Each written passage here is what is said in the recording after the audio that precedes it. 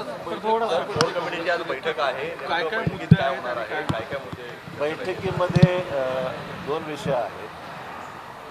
आमची एकतर इंडियाची जी मीटिंग 31 तारखेला राष्ट्रीय सर्व नेते इंडिया या आमच्या गठबंधनमध्ये जे काही सामील आहेत, जे सहभागी होणार आहेत, त्या बैठकीची पूर्वतयारी सुरू झालेली आहे. त्याचा आढावा आणि त्याचे सगळे जे काही संबंधित विषय आहेत त्याची माहिती आम्ही घेणार आहोत, कारण ते महत्त्वाचं इव्हेंट आहे. भरपूर महत्त्वाचे लोक त्याच्यामध्ये सहभागी होणार आहेत आणि ही तिसरी बैठक आहे देशातली. त्यामुळे त्या बैठकीची पूर्वतयारी ही तेवढ्याच पद्धतीने चांगली झाली पाहिजे आणि म्हणून त्याचा एक आढावा दोन बैठका झाल्यात आमच्या, त्याचा एक आढावा आम्ही घेणार आहोत. आणि आपल्याला कल्पना आहे की प्रदेश अध्यक्षांच्या अध्यक्षतेखाली एक कोर ग्रुप केलेला आहे. त्याच्यामध्ये आगामी निवडणुकी संदर्भामध्ये जे काही जिल्हा पातळीवर जी परिस्थिती आहे त्याचा वेळोवेळी आढावा घेण्याचं काम सुरू आहे सध्या. त्याचा थोडक्यात सुद्धा आढावा याच्या मीटिंगच्या अगोदर होईल असं अपेक्षा आहे. शरद पवारांची भूमिका स्पष्ट होत नाही, त्यामुळे काँग्रेसने कुठेतरी बी प्लॅन केलेला आहे. शरद पवारांशिवाय राष्ट्रवादी मला याची कल्पना नाही, कुठलं ABC याची काही कल्पना नाही आहे. माझा मुद्दा एवढाच मर्यादित आहे की मी मागेच म्हणालो आहे की संभ्रमाचं वातावरण लोकांमध्ये आहे, नाकारता येणारच नाही ना. कारण की कौटुंबिक विषय काय असू शकतात वगैरे असं खुलासे ऐकायला मिळतात. राजकीयदृष्ट्या संभ्रमाचं वातावरण निश्चित आहे, नाकारता येत नाही. आणि त्यामुळे या वातावरणासंदर्भामध्ये त्यांच्या ज्येष्ठ नेतृत्वाने जितक्या लवकर भूमिका स्पष्ट करून कामाला लागली तर योग्य होईल. त्याच्यामुळे संभ्रम निश्चितच लोकांच्या मनामध्ये म्हणजे आमचा विषय सोडा, सामान्य माणसाच्या मनामध्ये संभ्रम निर्माण होतो हे नाकारता येत नाही. तशा कुठल्याही निष्कर्षाला आम्ही आलेलो नाही आहे. आम्ही काँग्रेस, राष्ट्रवादी काँग्रेस आणि शिवसेना तिघांचंही महाविकास आघाडीचं गठबंधन कायम आहे. आणि अन्य पक्ष आमच्यासोबत आहेत, जे लहान पक्ष आहेत ते सुद्धा आमच्याबरोबर आहेत. त्यामुळे महाविकास आघाडीच्या एकंदरीत राजकीय ह्याच्यामध्ये जडणघडणीमध्ये कुठलाही फरक पडलेला नाही आहे.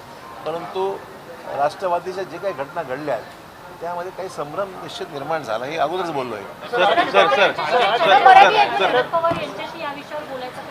नाही, आम्ही अजून चर्चा नाही केली आहे. कदाचित राष्ट्रीय पातळीवर त्यांची चर्चा होत असेल याची मला जाणीव नाही. सर, हिंदी में बताइए सर.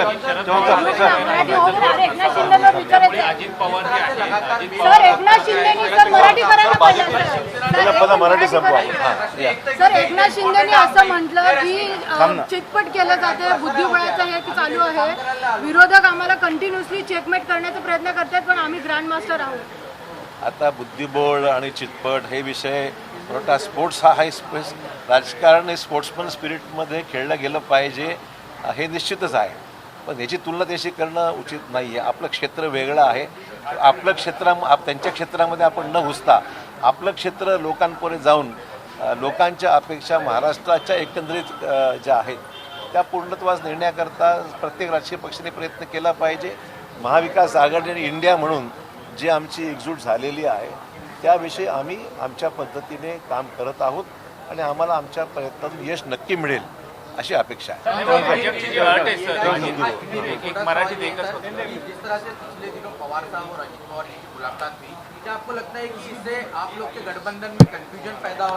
हमारे गठबंधन में कोई कन्फ्यूजन नहीं है.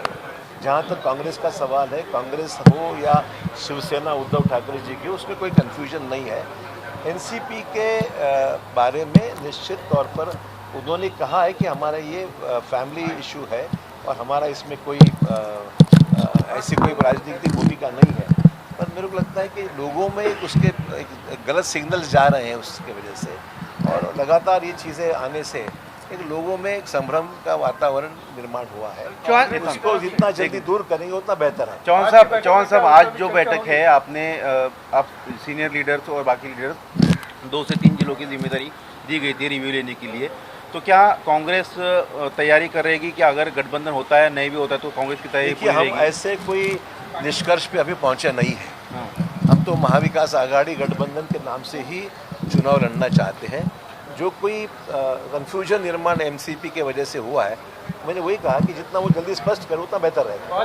चौहान साहब ये भी होती चर्चा होती है ना, क्यों ना होती है। चौहान साहब ये भी जब चर्चा है, सब हाँ चौहान साहब ये भी चर्चा है कि आने वाले सभी चुनावों में हो सकता है कि शिवसेना यूबीटी और कांग्रेस ही चुनाव लड़ेगी, एनसीपी को अलग कर दी गई क्योंकि भरोसा इतना भ्रम पैदा हो देखिए गया है। ऐसी चर्चा हाँ, प्लान बी पर, यस सर। मेरी कोई जानकारी नहीं है, ना ये है, ना बी है, ना सी है, हमारा एक ही प्लान है। नहीं, उद्धव ठाकरे भी अपने पार्टी की तरफ से तैयारी कर रहे हैं, उन्होंने भी आज से बैठकें शुरू कर दी है। हर पार्टी लेती है, लेकिन देखिए अगर हर पार्टी को अपनी पार्टी के इंटरेस्ट को ध्यान में रखते हुए काम करना पड़ता है, जिम्मेदारी की बात है। और जितना हो सके साथ में लड़ेंगे तो बेहतर रहेगा, महाराष्ट्र में रिजल्ट अच्छा आएंगे। चौहान साहब आपने बोला कि भ्रम पैदा हो रहा है, कंफ्यूजन पैदा हो रहा है, तो क्या उसको लेकर आप लोग कुछ तैयारी कर रहे हैं कि चुनाव बहुत नजदीक है, 1 साल भी नहीं है चुनाव को अभी? होगा, जल्दी होगा, उसमें क्या है, चिंता की ऐसी कोई चिंता की बात नहीं है।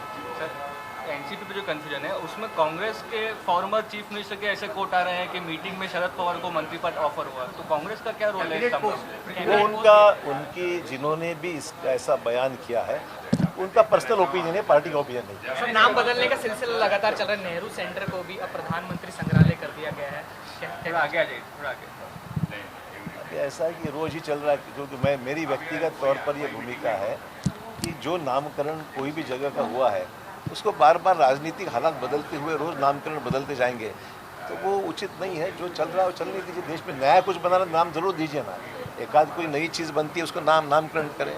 अब रोज व्यक्तियों के नाम बदलेंगे, संस्थाओं के नाम बदलेंगे, तो ये नाम बदलने के सिलसिले से लोगों में मुझे लगता नहीं इसका कोई एप्रिसिएशन है।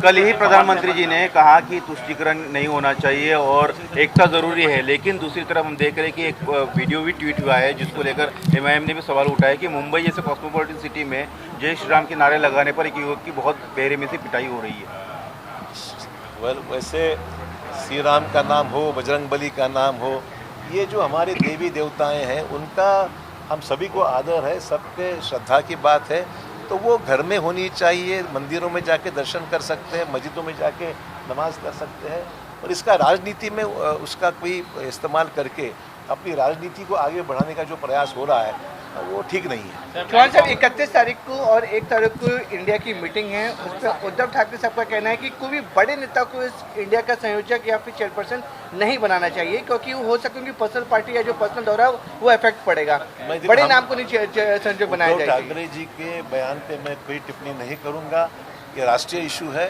उनको जो भी उचित लगता है वो राष्ट्रीय मीटिंग के फोरम में रखें। लेकिन जब वो इंडिया के वो सब पार्टनर भी हैं, उसमें बड़ी पार्टी और पूरा जो ऑर्गेनाइजेशन है वो इस उद्धव ठाकरे ऑर्गेनाइज कर रहे हैं। देखिए हमारा काम है यहाँ का संयोजन करने का काम है, बाकी एजेंडा का इशू जो है वो राष्ट्रीय स्तर पर तय हो। सर, मराठीमध्ये या पद्धतीनं सांगितलं जातं की शरद पवार आणि सुप्रियाताईंना केंद्रीय मंत्रिमंडळामध्ये स्थान मिळू शकतं, तर तुम्हाला वाटतं काही नेत्यांकडून अशा पद्धतीने? मला काही जे झाल्याशिवाय मला काही वाटत नाही, त्यामुळे मी अशा प्रकारच्या बातम्यावर कुठल्याही प्रकारची टिप्पणी करत नाही आणि ज्यांना हे समजतंय ह्याच्यावर मला काही म्हणायचं नाही. दुसरं, अजित पवारांबरोबर शरद पवार आले तरच राष्ट्रवादी योग्य अशा पद्धतीचं भाजपकडून चाचणी केली जाते. आता त्यांचा विषय आमचा काही संबंध नाही.